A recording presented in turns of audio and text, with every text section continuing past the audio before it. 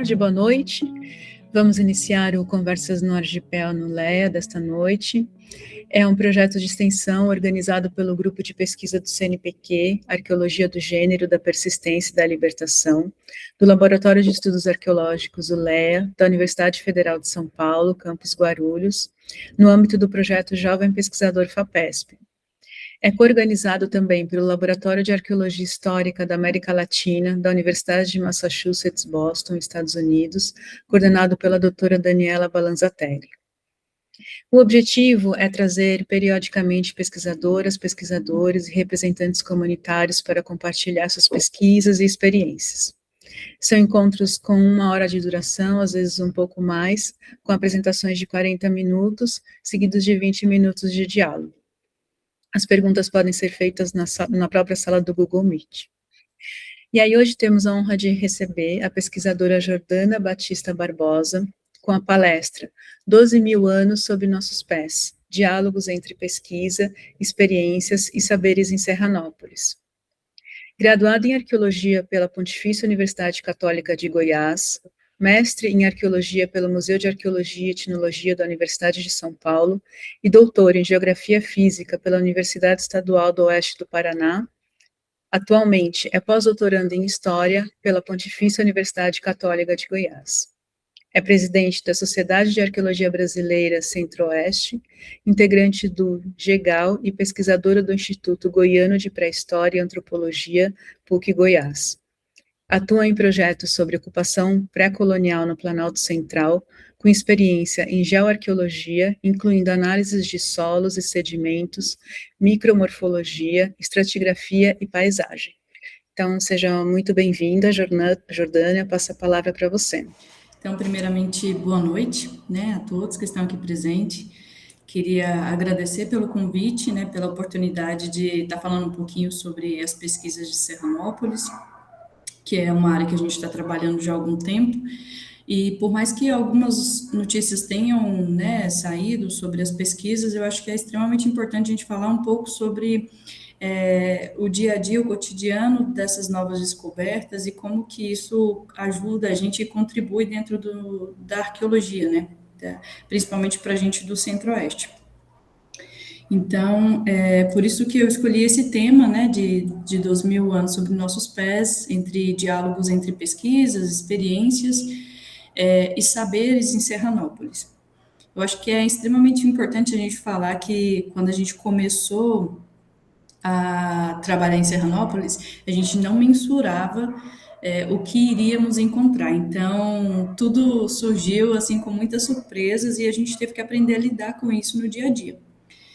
Então, para começar, eu gosto muito de trazer uma frase, que fala um pouco sobre paisagem, que é como esses refúgios eles são vistos, e são interpretados, principalmente esses abrigos de rochas, em que as pessoas ocuparam e ocupam, e como que esses abrigos têm uma função simbólica, dentro da nossa sociedade, tanto pretérita como passada.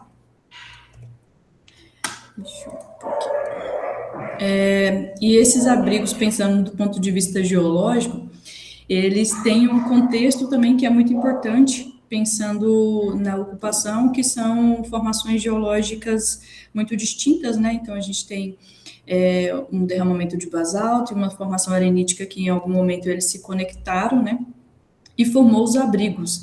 Então, esses abrigos, eles são resultados de uma formação geológica muito antiga, mas, ao mesmo ponto de vista, muito recente, quando a gente pensa na formação sedimentar. Quando a gente pensa no abrigo, assim, na região de Serranópolis, essa é a primeira visão que a gente tem, então é uma área que tem muito didática, quando pensa na geologia local desse espaço, com a formação das formações das áreas de planície, com as formações das áreas de áreas aplainadas, com os morros testemunhos, então é sempre muito bonito de se ver essa paisagem, e de longe se destaca. As pesquisas em Serranópolis, elas iniciaram na década de 70, quando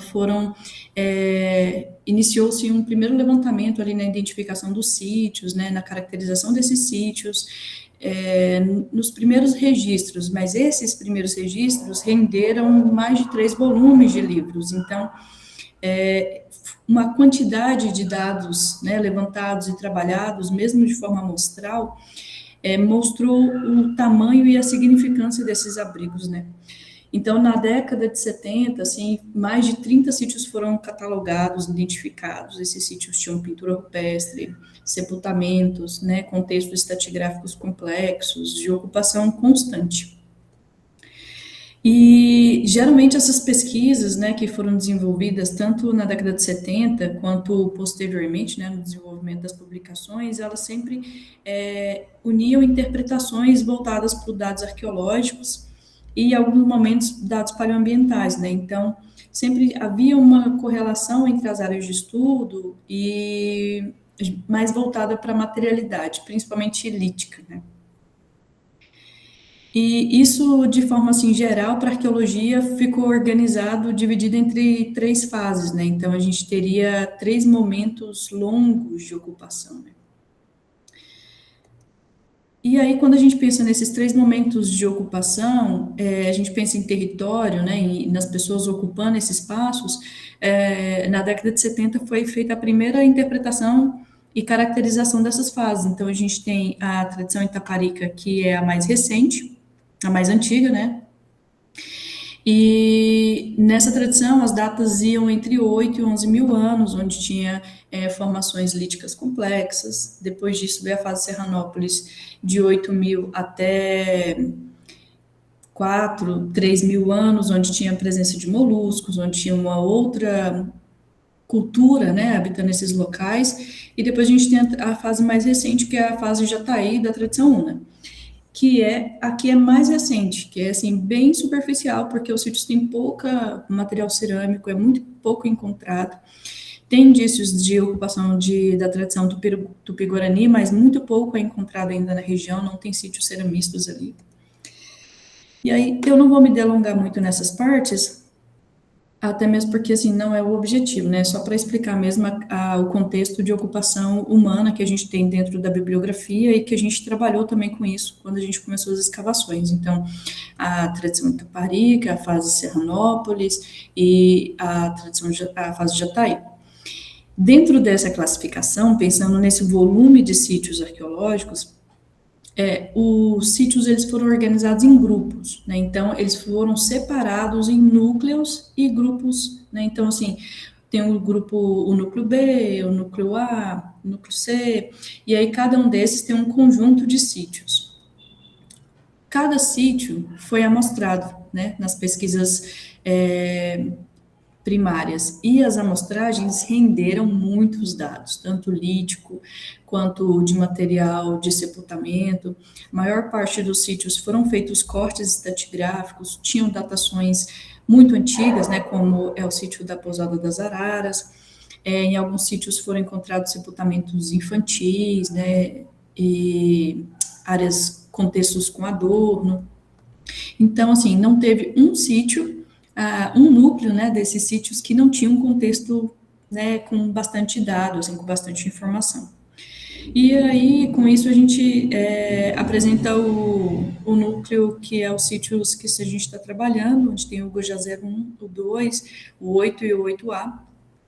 E esses sítios também foram amostrados. Na época, foi feito um corte estratigráfico e foram encontrados vários contextos de sepultamento, inclusive o sepultamento que foi nomeado de Homem da Serra do Cafezal, nomeado pela comunidade de Zé Gabiroba, que era o homem mais antigo, né? Então, o homem de Serranópolis. O sepultamento foi encontrado em contexto, né, estratigráfico, em profundidade. O sítio foi extremamente detalhado durante as escavações, muitos perfis estratigráficos, e outros sepultamentos também foram encontrados. Esse é um registro do Zé Gabiroba, né? Depois que ele foi exumado, ele foi levado para a Reserva Técnica de Jataí. E só que, assim, como ele não foi exumado e não foi preparado, hoje não tem material dele, né? Então, assim, houve uma tentativa de retirar o material para fazer amostras de DNA, mas o material estava muito fragilizado e não foi possível fazer.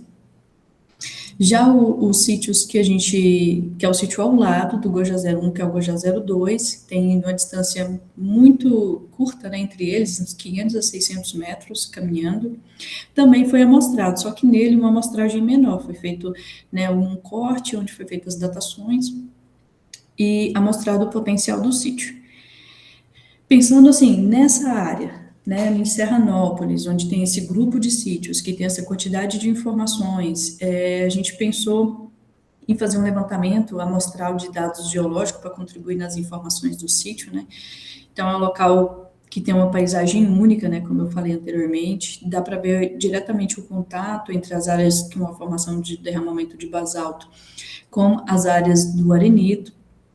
E uma coisa que é muito característica é as diferenças dessa paisagem ao longo das duas estações que a gente tem ao ano, que é o período de seca e o período de chuva. Então, o contexto muda muito, né? E quando a gente faz a etapa de campo, já tem 4 anos que a gente, 4, caminhando para 5, que a gente trabalha, né, no sítio, e a gente consegue observar a diversidade de materiais, de ecológico mesmo, ao longo dessas estações. E assim, é imprescindível não pensar nisso nas ocupações pretéritas também, né, para as áreas do sítio. Um pouco sobre a dinâmica fluvial, então, assim, o sítio está pertinho de uma área de interflúvio e também tem um rio de um curso maior, que é o Rio Verde, onde os sítios estão ali posicionados de forma paralela, praticamente às margens do rio. Próximo ao sítio tem muitos afloramentos de rocha, tem muitas áreas com cachoeira, com formações rochosas, e a gente tem a presença de diversos tipos de solos, como a gente tem o basalto e o arenito, a gente tem de origem ali os solos mais arenosos, em alguns pontos mais argilosos, por causa do basalto. Atualmente a área é utilizada para pastagem na frente do sítio, então essa parte da frente do sítio ela está muito antropizada e foi bastante erodida. E isso reflete um pouco na vegetação, que quando a gente está em um período de chuvas, né, a gente tem bastante árvores frutíferas, bastante diversidade, mas no período de seca a gente consegue ter somente os ipês e os coqueiros, né? Então, assim, a produção diferente de tipos de frutos ao longo do ano, né, das estações. E aí a gente retoma agora, né, para a pesquisa atual, né? Então, a gente, depois de 40 anos, né, a gente retoma as pesquisas em Serranópolis, e quando eu falo a gente, eu falo toda a equipe, né, do LETA. E essa pesquisa é uma pesquisa de muito fôlego, né? Porque pensando na área do sítio, a gente precisava de muito recurso, né, para voltar a escavar essas áreas em Serranópolis, e a gente já sabia que o contexto não seria simples. Então, foi um desafio, mas aqui seguimos, né, resistentes. Então, esse é um croquis da área do sítio, né? Atualmente a gente tem escavado a parte de fora do abrigo, foi feita uma área de um sítio escola dentro da área do sítio, né, onde os alunos da graduação têm realizado práticas de escavação. E quando a gente começou o trabalho, primeiramente a gente passou uma ferramenta, né, que é o GPR, para identificar qual seria a área de maior potencial para iniciar essas escavações. E depois de algumas análises, a gente decidiu o local que a gente ia concentrar a escavação. Quando a gente começou a etapa de escavação, ela tinha 9 metros quadrados, como pode ver na primeira imagem. E ao longo dos desdobramentos, né, da escavação, atualmente a gente está com 52 metros quadrados sendo escavados em diferentes áreas, né, setores por decapagem, onde os contextos eles conversam em diversos momentos, em outros eles são mais únicos. Isso eu vou falar um pouquinho mais adiante. E aí, quando a gente começou o trabalho, inicialmente a gente pensou assim, a gente já tinha bibliografia do que falava, do que tinha, né? Mas outra coisa era a gente estar na prática vendo. E a gente começou a observar muitas coisas que não tinham sido relatadas ainda nos trabalhos, ou se tinha sido de forma muito superficial. Uma delas era a presença de muitas fogueiras, né? E de forma muito estruturada, contextos carbonáticos, com conchas, e isso a gente começou a fazer um detalhamento maior ao longo da escavação. E aí, um belo dia, né, a gente estava fazendo a escavação e um dos colegas me disse que tinha encontrado, né, que é o Domingos, disse que tinha encontrado um osso na área da escavação. E aí todo mundo veio correndo, né, aquela euforia para saber que tipo de osso que era. E quando a gente testou, a gente descobriu que não era, que era rocha. Logo em seguida, quando no dia seguinte o Domingos também estava escavando nessa parte de cima ali, onde a gente tem 1 metro quadrado, e aí ele falou, acho que achei agora, achei osso. Com isso eu fui ver de novo com ele, aí eu falei para ele fazer o teste de novo do pincel. Quando a gente testou, fez um barulho diferente. E com esse barulho, todo mundo começou a ficar eufórico porque a gente tinha achado um material ósseo que até então não tinha aparecido. Além de ser um material ósseo, era um material humano. Então, quando a gente começou a ampliar o perfil, a gente viu que se tratava da parte superior aqui da calota, né, craniana, e ao longo que a gente evidenciava, a calota ia aparecendo igual um parto mesmo. E aí todo mundo ficou eufórico. Quando eu olhei para fora, procurei o Domingos, ele já estava distante, chorando e muito nervoso. E a gente não sabia o que fazer, meu Deus, porque ninguém estava preparado ali para encontrar material humano. E aí a gente teve que parar, pensar como que a gente vai fazer isso, né? Como que a gente vai lidar, porque uma vez que apareceu somente essa parte superior, a gente ficou pensando, é um corpo de uma pessoa e a gente precisa evidenciar esse corpo dessa pessoa que estava a 60 centímetros de profundidade. E aí, pensando num corpo que, de acordo com a bibliografia, estaria fletido nessa posição do crânio, a gente abriu para o lado de dentro do abrigo, onde a gente ia evidenciar a parte de joelhos, parte dos braços, né? E quando a gente foi evidenciando, ampliando a área da escavação até chegar na parte do sepultamento, as surpresas não paravam de aparecer. E é importante dizer que quando a gente está em campo, a gente é uma equipe reduzida, né? Até mesmo por questões de logística e também de estar na escavação. Então, assim, não se pode ter muitas pessoas dentro da escavação, uma vez que a gente está com um sedimento arenoso ali muito friável, então tem que tomar cuidado para as paredes não desabar, para a própria escavação se manter consolidada. Éramos 5 pessoas em campo. E quando a gente foi evidenciando a área do sepultamento onde tinha a cabeça, a gente esperava achar o indivíduo inteiro, então todo mundo fez uma força-tarefa ali para detalhar essa área. E para nossa surpresa, não apareceu o restante do corpo. O que apareceu foram mais cabeças. E ao longo do que a gente evidenciava, mais cabeças apareciam. E isso foi um contexto extremamente espantoso e ao mesmo tempo, né, muito interessante para a gente, né, e único, porque até então nenhum de nós, e muito menos nossos professores, né, que são coordenadores do projeto ou pessoas que estão há mais tempo dentro da arqueologia, já tinham vivido uma experiência como essa. Então, antes de tomar qualquer medida, eu entrei em contato com a bioarqueóloga e expliquei o que a gente estava, o que tinha sido encontrado, pedi orientação, e aí a gente começou uma força-tarefa de como que a gente ia trabalhar com esse material.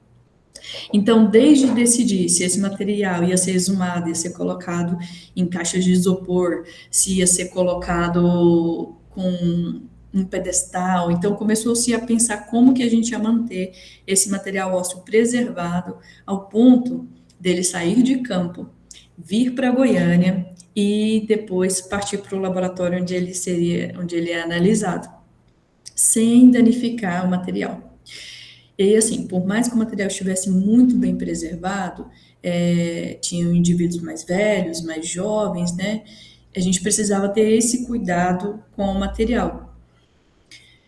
Com isso, a gente observou que, além dos indivíduos mais velhos, que estavam ali no grupo, a gente também tinha indivíduos infantis. Então, a gente tinha, por exemplo, esse indivíduo que está aqui com as contas de colar, era um indivíduo mais jovem, né, de idade média, mas também não era adulto, e também tinham indivíduos infantis junto. Então, assim, muitas teorias surgiram. Era uma família, era um grupo de homens, sabe? Porque tirando a parte das cabeças, nada mais foi encontrado junto a elas. Só um dos indivíduos que tinham as 6 vértebras cervicais. Os outros, nenhum, tinham nada. E a gente fez a escavação com muito detalhe e mesmo assim nada apareceu junto com esse contexto. Então, ele realmente foi colocado ali.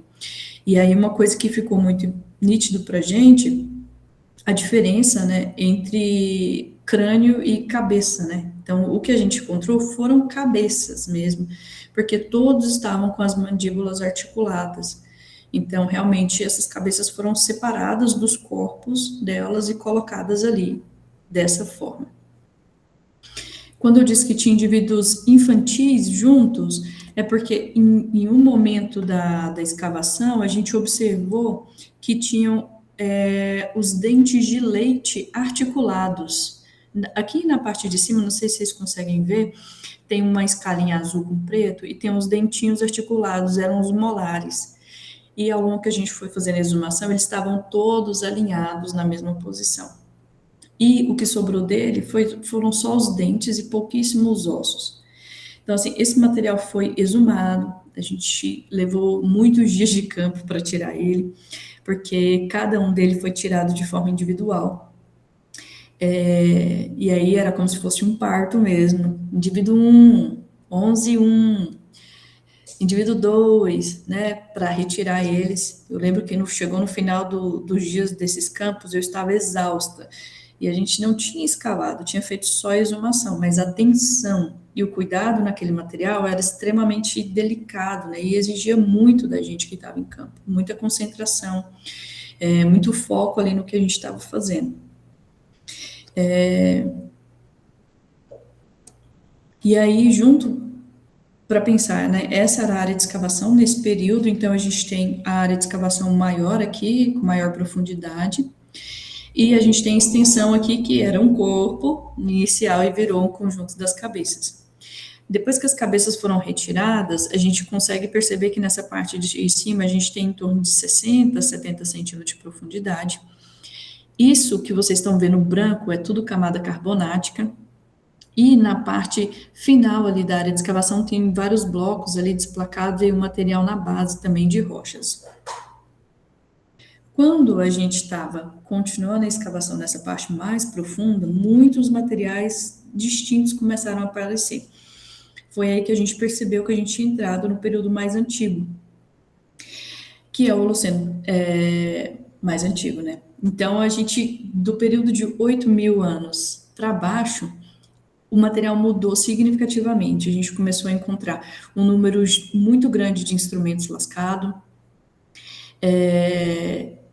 e todos eles feitos em matérias-primas distintas do que a gente já tinha encontrado antes. Adornos, muito material ósseo, muitas conchas, conchas calcinadas e inteiras, conchas que pareciam que tinham sido retirado parte delas para fazer adornos.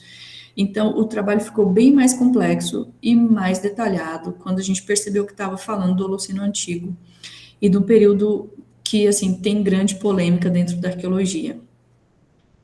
E como se não bastasse, lembra do bloco de rochas que eu falei ali no início? Desplacados ali no cantinho? Estávamos em campo, né? Isso foi numa outra etapa de campo. As cabeças a gente encontrou na terceira e exumou na quarta etapa de campo. E logo, 2 práticas depois, a gente encontrou um outro sepultamento. E aí, esse outro sepultamento era o que a gente tinha dentro da bibliografia, que era um sepultamento fletido. Quando a gente começou a escavar na base, primeira coisa que eu observei, eu estava escavando, e aí eu falei assim, acho que isso aqui é um joelho, porque a patela do joelho soltou, e quando eu passei o pincel, ela desceu, e eu falei assim, esse osso não me é estranho. E aí, quando eu evidenciei essa parte do joelho, eu falei assim, se o joelho tá aqui, o pé tem que estar aqui e o braço tem que estar aqui. E aí foi quando a gente mapeou mais ou menos o corpo, né, do indivíduo e viu que realmente se tratava de um indivíduo inteiro. Nessa parte aqui de baixo, perto da setinha do norte, tem um instrumento que é um plano convexo único que foi encontrado nos pés do sepultamento, né? Então, assim, ele estava muito bem posicionado, muito bem retocado. Era um instrumento que não tem como ele não fazer parte do acompanhamento. Essa é a parte do joelho, e depois, quando a gente começou a fazer a exumação do indivíduo. Então, esse indivíduo, ele está numa camada de 11 mil anos, mais ou menos, e a base dele está na camada de 12 mil anos. Pressupõe-se que o sepultamento ele faz parte do contexto temporal de Serranópolis, mas da tradição Serranópolis, né, que vai até 8.500. Então, foi feita uma cova e o indivíduo foi enterrado, mas não encontramos nenhum indício de ruptura estratigráfica que sugerisse essa que foi feita uma cova, diferente das cabeças que tem um corte estratigráfico nítido, e as cabeças embaixo. Do sepultamento mais antigo, não encontramos nenhuma ruptura estratigráfica, e depois eu vou mostrar isso para vocês. O sepultamento estava considerando o nosso clima, né, preservado, muito bem preservado, mas ele precisava de uma estabilidade para tirar ele dali. Primeiro, a gente precisou ampliar a área de escavação, então, para evidenciar, né, porque a parte do crânio estava na parte interna, a parte das costas também, então precisava realizar uma ampliação. E então isso deu muito trabalho para a gente que estava em campo, porque enquanto o contexto das cabeças a gente evidenciou e era praticamente 1 metro quadrado, tinha tudo dentro de 1 metro quadrado, o sepultamento mais antigo ele estava em 3 metros quadrados distribuídos. Então a gente teve que pensar numa forma de escavar as laterais dele sem danificar ele, que já estava a 2 metros de profundidade. O que demandou muito trabalho, e com certeza no final desse trabalho a gente comemorou muito, porque foi uma experiência assim, única para todo mundo que estava lá, de fazer parte, né, dessa descoberta, de evidenciar esse material, né, e assim, de viver esse momento, né. Então, depois que o material foi exposto, né, o sepultamento foi exposto, a gente percebeu que se tratava realmente de um indivíduo inteiro, diferente, né, do contexto das cabeças, e que ele realmente tinha sido sepultado. Então, assim, quando a pessoa é sepultada, é feito um ritual, né, essa pessoa morre, é feito um ritual, ela é enterrada, objetos são colocados juntos, né, desse indivíduo, e essa pessoa, as pessoas sofreram com aquela perda, né? Teve todo um ritual de passagem daquele indivíduo. Diferente do que foi com as cabeças, porque as cabeças, uma vez que os indivíduos foram separados, né, da sua parte do corpo, não houve um sepultamento. Então, é uma prática funerária. Então, a gente tinha aqui uma prática funerária com as cabeças, um ritual mesmo, que a gente sabe que hoje, né, é algo que, na maior parte das sociedades, a cabeça continua sendo um troféu, né, em diversas culturas, e em um outro momento mais antigo, nos 12 mil anos, a gente tem um sepultamento que foi sepultado mesmo. E então a equipe de bioarqueologia veio a campo para fazer a exumação do indivíduo. Ele levou algumas etapas para ser exumado, né? Precisou estabilizar ele, e depois da prática de exumação do indivíduo, o que a gente percebeu é que o indivíduo ele reflete aos sepultamentos já identificados na região de Serranópolis, né? O contexto, diante da posição que ele estava, né? E também as características, e esse indivíduo era, até o momento que a gente descobriu sobre ele, que é um indivíduo de uma mulher, né, que tem em torno de 30 a 35 anos. Ela tinha uma fratura na perna, né, uma fratura que tinha sido curada ainda em vida, então esse não foi o motivo da morte dela. E ela também tinha uma fratura no crânio. A gente não sabe se foi antes ou depois, uma vez que o indivíduo estava coberto com blocos de rocha, né? E isso está sendo investigado. Após a exumação, o material foi para o laboratório para dar continuidade. E, atualmente, essa é a nossa área de escavação. Então, aqui nessa parte mais central, a gente teve a exumação do indivíduo, né, aqui, nessa parte, aqui onde está o sepultamento mais antigos, e aqui, nessa parte onde está a lona laranja, onde estava o contexto das cabeças. Quando a gente chegou a 2 metros de profundidade, nós coletamos muitas amostras, que foram as amostras da minha tese de doutorado, onde a gente tirou amostras de carvão, de luminescência, micromorfo, para química, e aí esse perfil, que era muito bonito, ele ficou todo esburacado desse jeito aqui, infelizmente. E aí, quando a gente via esse contexto intacto ainda, uma questão que eu tinha muito com Júlia era de discutir por que tinha essa ruptura estratigráfica aqui, né? Então, a gente tem esse contexto avermelhado aqui, depois a gente tem uma camada mais escura, e depois a gente tem essas camadas mais esbranquiçadas, com cinza, e tem essa ruptura estratigráfica aqui que a gente percebe que foi feito um corte. Inúmeras possibilidades foram pensadas, lixiviação, perda de material, e aí mais nada respondia. Depois que a gente fez a coleta e tirou todas as amostras, na etapa de campo, na última etapa de campo, a gente decidiu reavivar o perfil para que ele não desabasse, porque ele já estava em estágio de desabamento. Quando a gente foi reavivar o perfil, tudo seguiu muito bem, de acordo com o que a gente já sabia, né, que a gente já tinha escavado essa área, até um certo momento. Quando chegou nesse certo momento, o João estava trabalhando na área de escavação e a gente já tinha observado que estava aparecendo umas bolinhas vermelhas na peneira. Então, a gente separou essas bolinhas vermelhas porque parecia muito pigmento de ocre e podia estar relacionado, uma vez que a gente está no abrigo, com a pintura rupestre, com material de pintura. E aí começou a aparecer pequenas bolinhas, né? E aí, por isso, a importância do cuidado com a peneira, e aí a gente começou a separar esse material. Quando o João estava escavando, ele começou a perceber que havia uma variação de coloração no sedimento. E com essa pequena sutileza, que acho que pela foto não dá para ver tão nítido, mas como o material é muito acinzentado, ao longo com que vai escavando, um tom mais avermelhado, ele fica nítido. Nas áreas em que estava maior concentrado esse vermelho, começou a perceber que tinha material ósseo junto. Então, nesse onde a seta está indicando para o perfil, a gente tem esse aqui de cima, que é parte da calota craniana, da parte de cima. E aqui embaixo, nesse segundo buraquinho, perto da trena, a gente tem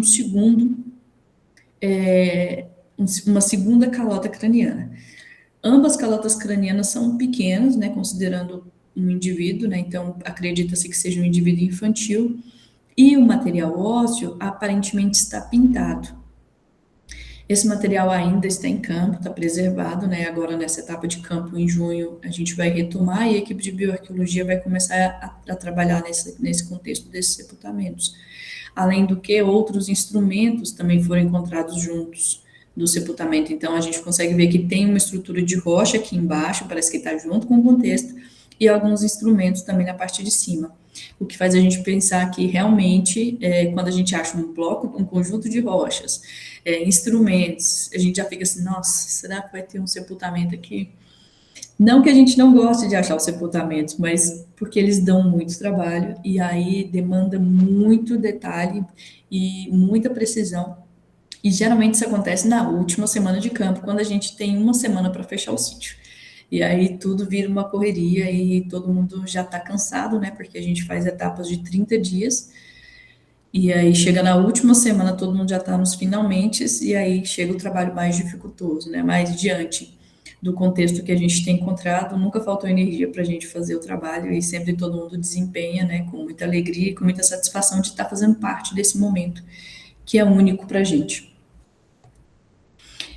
Eu vou falar bem rapidinho aqui sobre o contexto estratigráfico, então, como vocês podem ver, em nenhuma das paredes a gente tem ruptura, né, o que justificasse, por exemplo, a presença de uma cova onde está o sepultamento. Então, assim, não acredita-se que o sepultamento tenha sido depositado, né, colocado dentro de um contexto que não é o dele. Dentro da tese do doutorado, eu fiz muitas análises comparativas, né, tanto dentro do sítio quanto fora, para a gente conseguir responder algumas questões em relação às ocupações do sítio, principalmente porque a gente tem um sítio que data de 1.000 anos, com a data mais recente, até 12.000 anos de carvão e 15 de luminescência. Então, a gente tem um sítio que é recorrentemente ocupado ao longo desses 12.000 anos, né, de ocupação humana.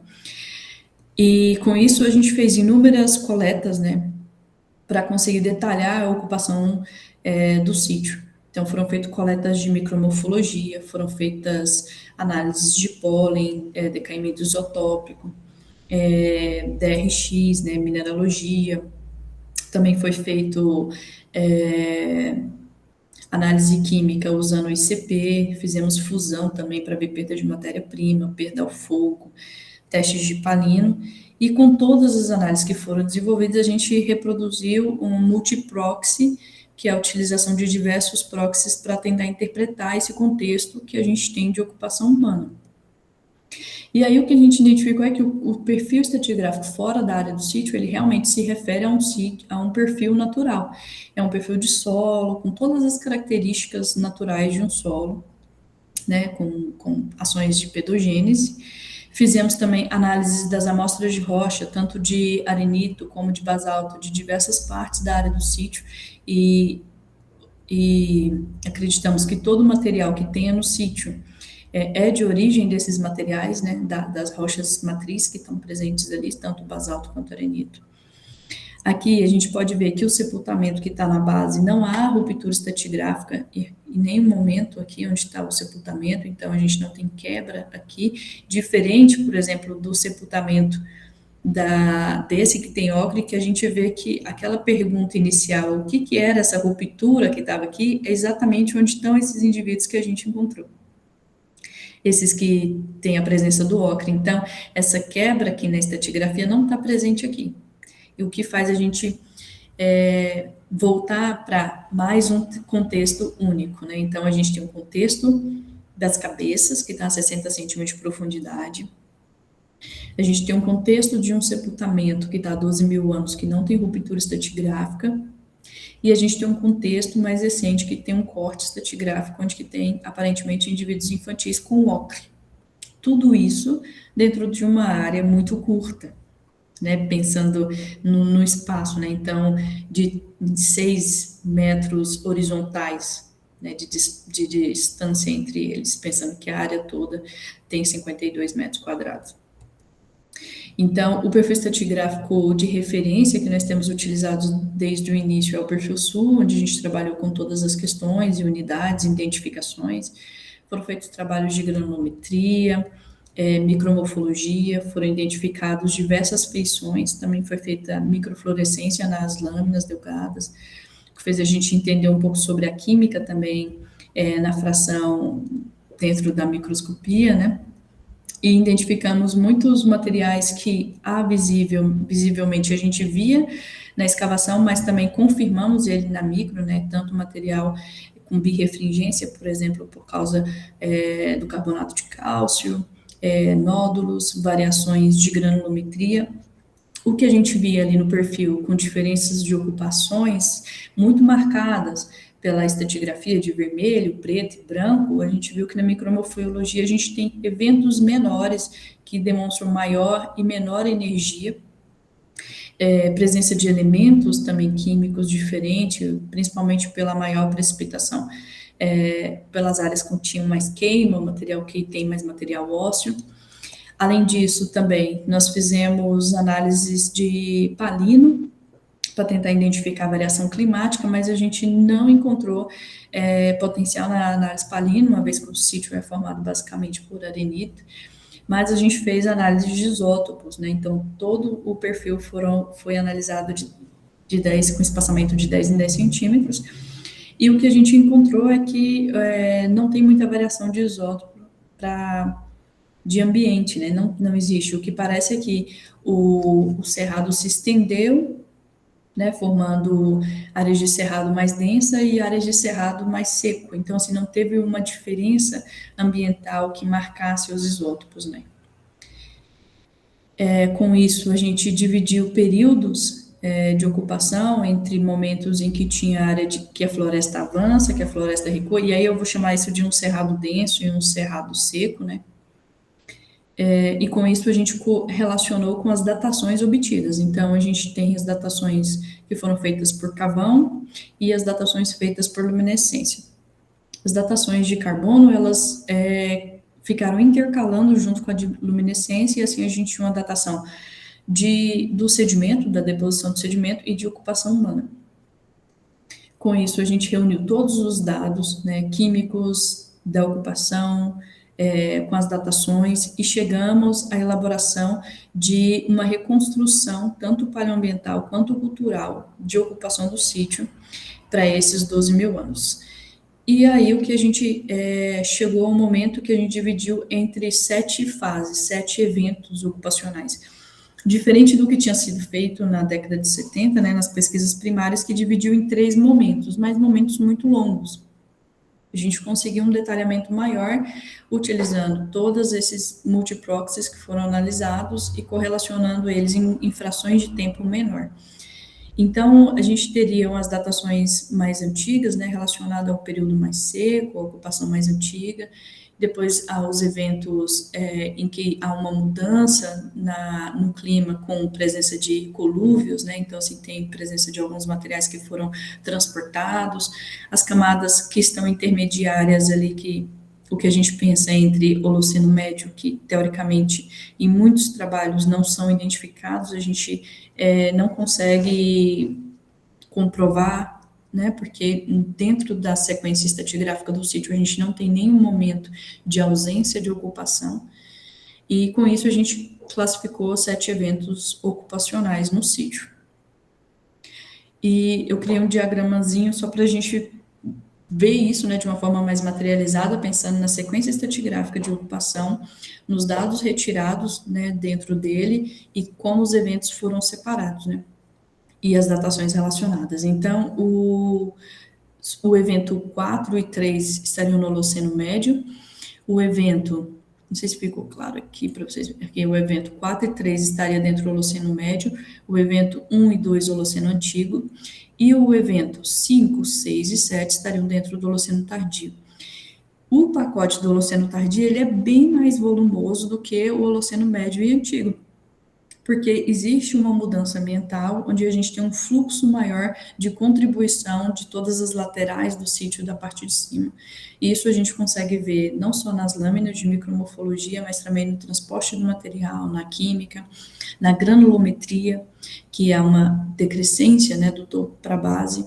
Então, tudo isso contribui para que a gente perceba que no Holoceno Tardio a gente tem uma ocupação que recebeu fluxos de contribuição maior, dentro de um intervalo de tempo curto, enquanto os intervalos de tempo mais longos, mais antigos, tinham menos contribuição do material superior, né, da superfície do sítio.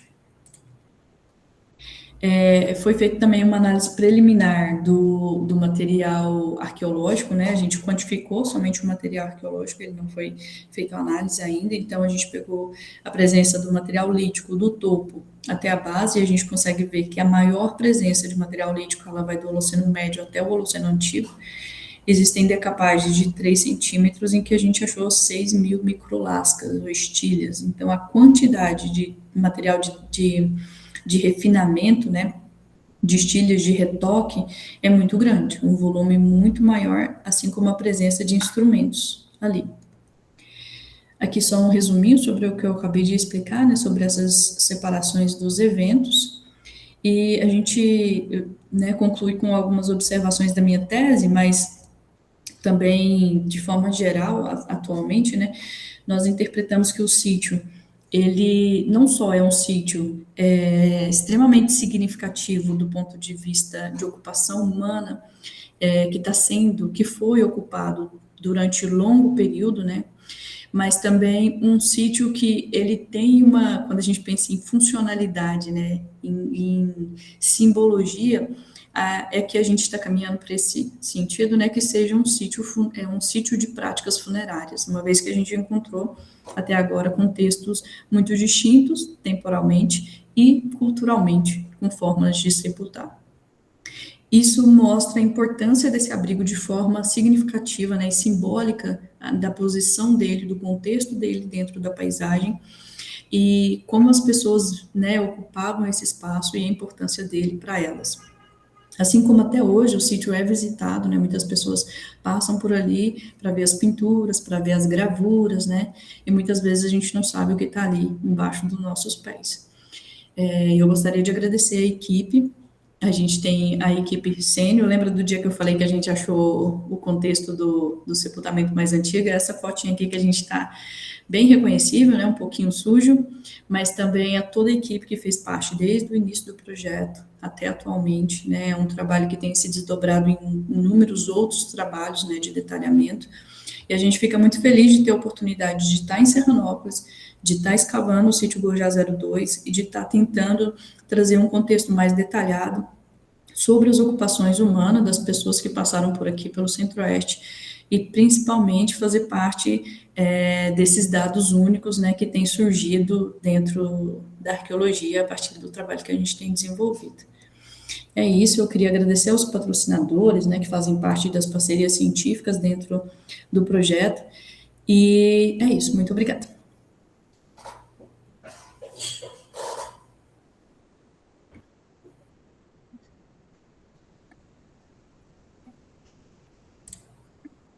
Obrigada, Jordana, pela excelente apresentação e por compartilhar sua pesquisa, muito importante. Tenho algumas perguntas, mas acho que eu vou abrir para o público primeiro. Eu vi que alguém levantou a mão. Não? Alguém gostaria de começar?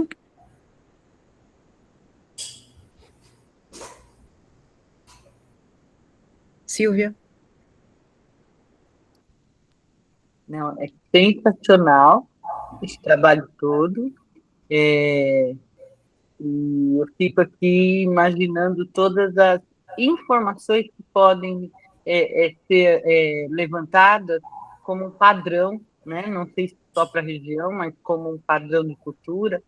Mas eu queria saber, a pergunta é, eu vi que, quando você estava apresentando os sítios, que eles ficam próximos a rios, né? A maioria deles são próximos a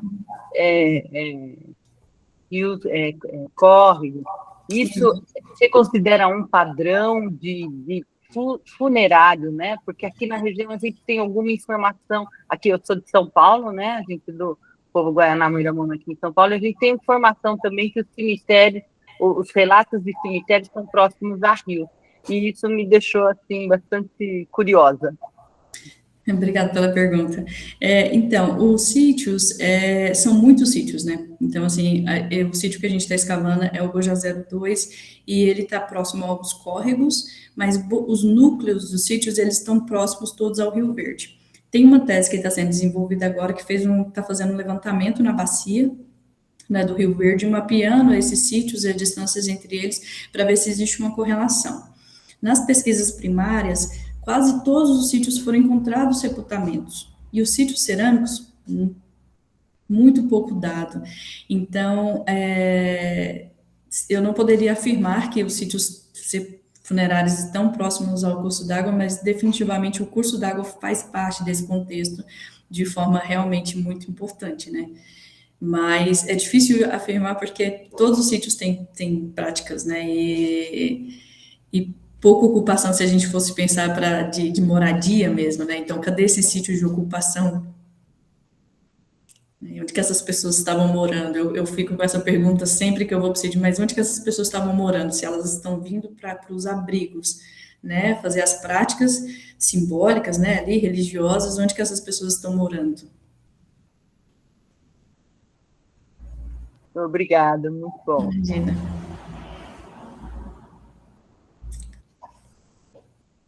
Rodrigo? Bom, também me uno na parabenização pela palestra, mas vou perguntar perguntas de arqueobotânico aqui. Vocês já pensaram em fazer análises de fitólitos, porque talvez eles indiquem o que não conseguiu indicar os pólens. y también aquelas bolinhas vermelhas aí, é cinabrio mesmo ou fizeram, ou é urucum? Porque eso también se podría saber con análisis arqueobotânicos, né? Bueno, é isso. Obrigada, Rodrigo, pela pergunta. Então, os fitólitos a gente quer fazer. O que a gente conseguiu fazer foi só os isótopos até o momento. A gente testou o pólen, mas não deu assim número, né, quantitativo para que fosse produtivo. Tá na pauta para fazer os fitólitos, né, e almidones também. A gente conversou até com a Dani se ela não conseguiria ajudar a gente nessa parte. Foram feitas as coletas, ela orientou a gente a fazer as coletas, mas ainda não foi processado. Mas está em pauta. Quanto aos nódulos de ocre que a gente encontrou, eles foram feitos de fluorescência de raio-x, né? A gente fez aqui na universidade e identificou que eles são semelhantes a alguns outros encontrados também ao longo da escavação, mas a gente ainda não sabe a origem exata dele. É mineral. E o que é mais interessante é que tem umas variações de európio, de terras raras, também junto com eles, e outros elementos que também está associado ao antrópico. Ok, muito obrigado. Aí tem uma pergunta no chat do Matheus. Parabéns pela palestra. Existem povos indígenas na região? Vocês chegaram a procurar alguma fonte de relatos antigos ou atuais que pudessem correlacionar? Sim, a Rose está coordenando essa parte, né, de buscar referências sobre os povos originários que ocuparam a região. No entanto, é uma área de trânsito. Então, a gente teve vários povos que passaram por ali, mas que não se estabeleceram. E como a gente não encontra os sítios cerâmicos, o pouco da cerâmica que a gente tem não dá para fazer alguma inferência ou alguma relação com alguma cultura. E a gente está tendo muito cuidado, principalmente nessa questão dos povos indígenas, ainda mais porque a gente tem encontrado os contextos de sepultamento, né? Então, o cuidado em fazer essa analogia, né, antes de fazer realmente tratar os dados antes de publicar. Mas tem sim, tem relatos dos povos que passaram por ali e a gente está aguardando os próximos passos. Aí eu quero fazer uma pergunta um pouco na linha do Matheus. Por exemplo, agora esses indivíduos parte deles, né, estão no laboratório sendo analisados, e depois dessa análise, assim, como que vocês, qual é o protocolo de pesquisa, assim, do projeto? Porque você também mencionou que é um sítio de práticas funerárias, né, então, qual seria o objetivo depois, né, esses indivíduos ficariam no laboratório, ou vocês retornariam para o sítio?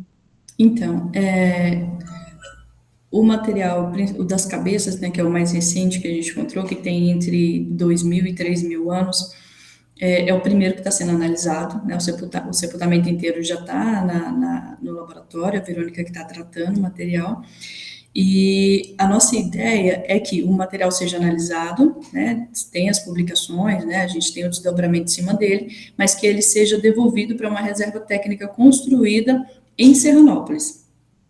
Em Serranópolis não existe um museu, não existe uma reserva técnica, então o que a gente quer construir é um centro de pesquisa em vista do potencial da região. Logo ali tem o Parque das Emas também, que tem essas áreas de morro testemunho, toda a área foi muito explorada, né, culturalmente, então não tem um lugar que você não passe, que você não vê uma pintura, que você não vê um lítico material.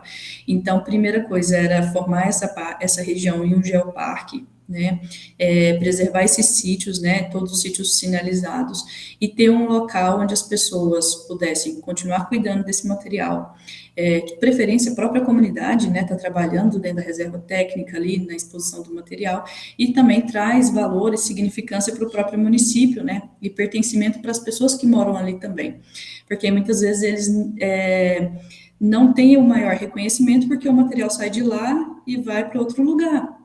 Então, não tem como eles dar essa importância se o material não volta para eles, né? Então, o projeto está sendo desenvolvido junto com a prefeitura, a gente já ganhou um terreno para construção, o projeto já foi para o papel, né, para a construção dos prédios, e também um local de suporte à pesquisa. Então, quando as pesquisas, os futuros arqueólogos que forem continuar trabalhando na região vão ter um lugar para ficar, né, um local ali para fazer já a primeira curadoria do material, né. Então, assim, o projeto é muito bonito e a gente espera chegar ao ponto de, pelo menos, conseguir subir as paredes desse prédio e devolver parte desse material analisado e publicado para essa, né, sociedade que tem tanto a contribuir na arqueologia. Excelente, obrigada pela resposta. Alguém mais?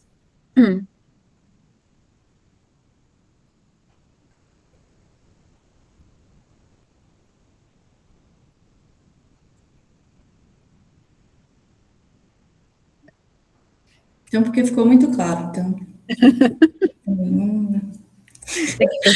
Foi muito conteúdo. E é muita informação, né? E é difícil. Eu falo, eu e o Júlio conversam muito e é difícil desmembrar, né? Às vezes a gente fala assim, vamos produzir um artigo sobre X. Eu falo, mas não tem como fazer isso sem eu falar isso, sem eu puxar isso, né? Porque as coisas estão muito articuladas, né? E querendo ou não, elas conversam muito umas com as outras, né? É difícil falar só da química ou só da estratigrafia, senão vai falar do processo de ocupação em si, né? Social mesmo que está ali envolvido. Mas é muito dado, realmente. A gente tem 4 a 5 anos de escavação. Atualmente a gente tem mais de 100 mil peças líticas, fora material malacológico, fora cerâmica, fora ossos de fauna, né? Então, assim, no laboratório, agora que o material lítico começou a ser analisado, o cerâmico foi analisado, e agora que vão começar a sair os resultados mesmo, materiais, para a gente começar a correlacionar com esses dados. E a gente continua escavando. Agora, em junho, a gente tem a 9ª etapa de escavação, e vamos passar lá mais alguns dias para ver o que mais que a gente consegue interpretar. Silvia? Então, outra dúvida que surgiu em relação ao que nós estamos pesquisando aqui na região, né? Como que você, eu entendi que a característica do lugar de trânsito e não de ocupação é a questão de não encontrar cerâmica, não encontrar sítios onde tenha essa movimentação. Você consegue me explicar como é que funciona isso? Então, não necessariamente, mas pode estar relacionado, porque assim, as pessoas estavam transitando ali, mas elas precisavam criar áreas de ocupação temporária, né, que a gente chama nos grupos cerâmicos, né, nas comunidades que ocupavam. Então, assim, a gente tem os sítios de ocupação temporária e tem os de ocupação fixa.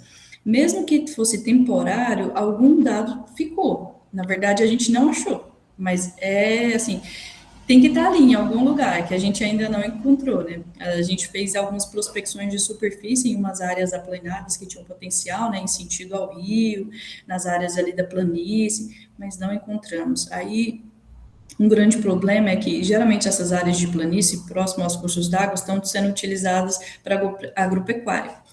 Então, o que não é ocupado são os abrigos. Mas essas áreas de pastagem, principalmente se for plano, é o ideal. Então, acaba que a gente passa ali, mas por ali já se passaram muitas máquinas, já se passaram muitas coisas. Então, assim, se tiver pouco material, a gente não vai encontrar, a não ser que tenha algo realmente muito significativo ali, né? Mas a gente não desiste, a gente ainda continua procurando. Obrigada. Tem uma outra pergunta do Matheus. O sepultamento fletido precisou de consolidação para a coleta? Pelo que entendi, as cabeças estavam em melhor estado de conservação? Sim, as cabeças estavam em melhor estado de conservação porque elas eram mais recentes, né? Elas estão ali entre 3.000 anos. E incrível que pareça, gente, assim, os esmaltes dos dentes estavam melhores que o nosso, assim, muito bem preservado para 3.000 anos. E a gente ficou assim, não é possível. E quando foi fazer a exumação das cabeças, a gente comprou caixas de isopor e o Júlio media no supermercado, acho que aqui cabe uma, acho que aqui cabe 2. E as pessoas olhavam assim e falavam assim, meu Deus, porque as cabeças foram preenchidas com sedimento, e o sedimento arenoso foi preenchendo todos os vazios. O que permitiu que realmente fosse um parto, tipo, a gente colocava e tirava a cabeça sair inteira. Então, foi bem mais fácil retirar só aqueles que estavam mais fragmentados da base, que a gente tirou os blocos, né, fez com gesso. O sepultamento mais fletido, ele está numa camada de 12.000 anos, então o material tem mais matéria orgânica, ele está mais úmido, Até quando a gente fica lá, a gente tenta usar mais máscara. E esse material foi necessário consolidar, principalmente as partes que estavam mais frágeis, as áreas das costelas, né, da parte do fêmur, da bacia pélvica, por exemplo, que quase não tinha nada. Uma coisa importante que eu acho que eu não mencionei, nas costas do indivíduo adulto, embaixo fletido, tinha parte de uma mão de um macaco. Então, a gente tinha isso acompanhando a parte de trás, o plano convexo nos pés, um biface lascado na cabeça, e na parte da frente tem ossos de um indivíduo infantil. Então, tudo isso acompanhado ao sepultamento de baixo. Então, muitas partes foram feitas consolidação deles, mesmo a base acho que é com a base de água, que a gente consolida ele, dilui para poder estabilizar, mas que depois a gente consegue tirar para poder fazer algumas análises. Só o crânio que foi tirado inteiro. Então, ele foi consolidado, mas foi feita a parte da atadura, né? Vedou tudo com espuma, isopor e tirou o bloco inteiro para ele ser escavado em laboratório. Porque a gente quer fazer análise de DNA, né, do petroso, e aí por isso a gente escolheu retirar ele de forma inteira, sem ser escavado em campo.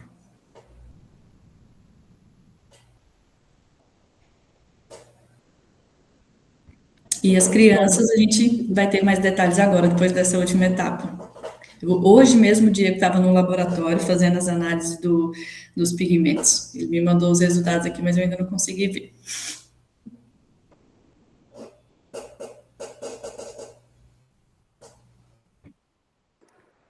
E vocês estão convidados, gente, a conhecer a escavação, quem quiser. Com certeza. Vai escrever para a gente. Queremos. Faz sempre uma etapa de escavação por ano, né? Geralmente os professores vão no final de semana, né? Passam o final de semana, mas é sempre muito bem-vindo, né? A parceria das pessoas para ir, para conhecer, para a gente dialogar. A gente sabe que ninguém faz ciência sozinho, né? A gente precisa sempre de pessoas pensando de formas diferentes, né? E interpretando. Ainda mais um sítio nesse contexto é sempre bem-vindo. Qualquer coisa, todo mundo só me mandar mensagem. Eu vou deixar meu contato aqui depois vocês. E quando que vai ser a próxima escavação? Agora, dia Se 20. programar. Ah, tá. De 20 de junho a 11 de julho. Essa vai ser um pouco mais curtinha, porque a gente vai ter uma outra atividade em julho, que é em agosto, que é o Intergegal, que vão vir pesquisadores da América Latina para visitar o complexo de Serranópolis. Então, a gente vai ter pessoas de diversos países, e a gente vai visitar vários sítios, Pousadas Araras, do Macaco também que está sendo escavado, para apresentar o contexto e buscar parceiros, né, porque somos de nós sem os parceiros. E essa escavação agora é uma escavação escola? Não, campo escola? Não. Somos nós mesmos, estaremos lá. Tá. Geralmente, a parte do sítio escola, ressalta que a gente está escavando a parte de fora, né, do sítio. Tá. Tem uma área de escavação que está sendo feita dentro, esse é o escola, que é feito com os alunos de graduação, né, que sempre eles fazem a parte de prática lá dentro. Também que tem aqui os alunos de graduação da Unifesp, de História, também de mestrado, que são meus alunos. Ah, muito legal. Ficarem interessados. Vou mandar aqui meu contato, mas você já tem o meu, Maria, qualquer coisa. Tá. Tá bem, então acho que a gente vai encerrar. A Juliana escreveu parabéns, Jordana, pesquisa maravilhosa, importantíssima para o nosso cenário goiano. Ai, que ótimo. Então, quero agradecer mais uma vez, excelente, por você disponibilizar seu tempo, apresentar sua pesquisa, que está maravilhosa, e vou passar a palavra para a professora Rosinalda. Obrigada pela oportunidade de compartilhar. Eu fiquei aqui embebecida com a sua fala. Quando você falou que o seu colega, quando encontrou o primeiro osso, saiu correndo, chorando e etc., eu tive aqui um déjà vu, porque a primeira vez que eu encontrei ao vivo não que eu vejo fantasma sempre, mas a primeira vez que eu vi uma arcada óssea foi na Ilha do Marajó, fazendo uma vistoria para o IFAM do Pará, em 2010. Nossa, que coisa linda! Eu tremia, eu suava frio. No quintal da casa da senhora, a gente foi atender um chamado, e o chamado era porque ela ia plantar um pé de açaí e quebrou a tampa de uma urna funerária. Aí ela ligou no IFAM, o IFAM ligou para a gente, nós fomos lá ver, numa cidade chamada Ponta de Pedra. Além desse que já estava exposto, ela tinha feito uma casinha para cobrir, porque ela tinha quebrado a tampa, e ela fez uma casinha, toda cuidadosa com o defunto. Fez uma casinha, e assim, os dentes eram perfeitos, também me chamou muita atenção, tive até pesadelo depois, que os dentes eram perfeitos. E a urna funerária, que era marajoara, muito maravilhosa, toda desenhada, toda ornada, ela era assim um atrativo à parte. Eu lembro que o pessoal do IFAM foi 2 dias depois para buscar essa urna, mas eles pediram para a gente tirar, né, para a gente resgatar. Ela ficou no meu quarto só uma noite, porque ele não me deixou dormir, na outra eu botei no quarto do outro arqueólogo. Então, assim, muito complexo, porque eu fiquei muito emocionada com o senhor lá do lado. Era um homem, depois a gente ficou sabendo as coisas, mas para dizer assim, que se tem uma coisa que me alegra em ser arqueóloga, é a conquista dos achados, porque eu acho que é muito mais que achar, é conquista, e é incrível o cuidado que a gente tenta ter e tem com os processos, e aí você já está criando milhares de hipóteses na sua cabeça, e é muito bacana. Acho que é por isso que eu amo tanto ser arqueóloga. Eu amo ser historiadora, mas arqueóloga eu gosto mais. Então, assim, eu quero agradecer sua presença, sua fala. Eu fiz sítio escola lá onde vocês estão escavando agora, porque na época que eu fazia mestrado em arqueologia, era a primeira turma de arqueologia graduação e o mestrado em gestão do patrimônio de arqueologia. Então, a gente fazia algumas disciplinas junto. Aí, as disciplinas de campo, a gente fazia junto, nós do mestrado e os meninos da graduação, da turma da Lorisa, do Diego, que foi a primeira turma aqui. E nós fomos para lá, ficamos 15 dias lá, sobretudo, quem eram as nossas tutoras eram a Cibele, Maria Lúcia Franco Pardi, que Deus a tenha, e a Marisa, que também já aposentou. Só o pessoal da velha guarda, está tudo aposentado ou já faleceu. Então, assim, foi uma viagem incrível, incrível, incrível. Foi minha primeira imersão assim, no sítio arqueológico. Eu gosto muito daquela região, tenho um apreço grande. Então, assim, quero agradecer, quero dizer que provavelmente eu vou te incomodar de novo, no bom sentido da palavra.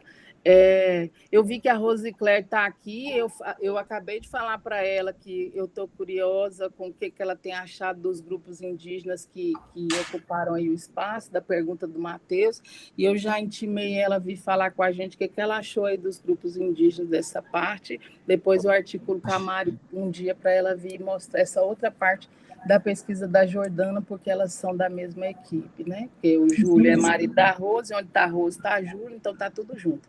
Então, assim, nesse contexto, acho que seria interessante ela vir, que complementaria a fala de Jordana, porque ela trouxe muita coisa importante.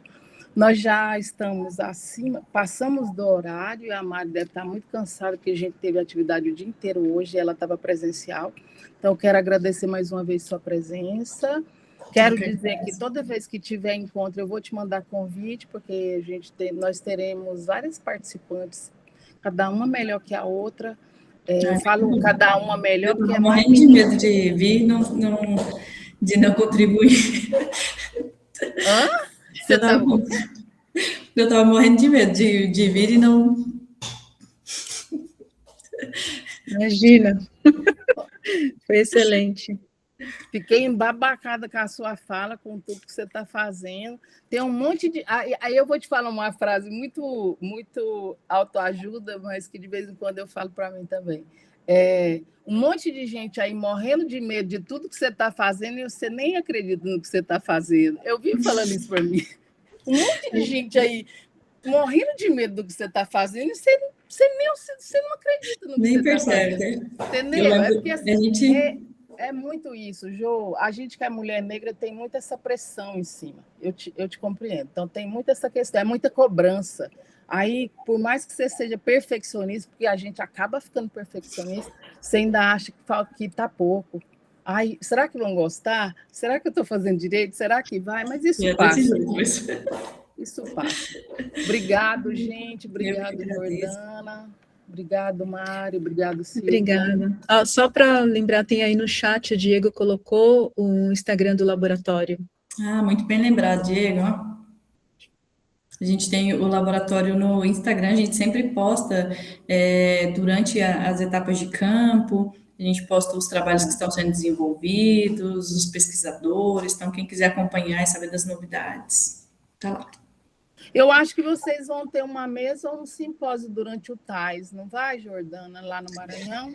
Eu acho que sim, acredito que sim. Pronto, quem for para o Maranhão, para o TAIS, que devem ir, porque para mim eu acho até melhor do que a reunião que a gente faz, que é a nossa. Eu gosto mais do TAIS.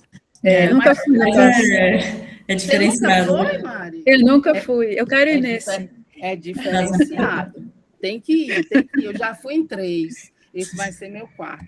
Então, a gente também tem a SAB Centro-Oeste também, que vai ser em agosto, e também vamos ter vários trabalhos sendo apresentados, os trabalhos de iniciação, de monografia, que o pessoal tem desenvolvido, então vai ter novidade por lá. Legal. E esse do TAS está aberto a inscrição ainda, né? Tá. Está aberto, eles prorrogaram. Ainda nem fecharam a questão das mesas. Bom, vou me programar. Então tá, então, boa noite, muito obrigada de novo. Boa noite. Tchau, gente. Muito obrigada e até a próxima. Até a próxima.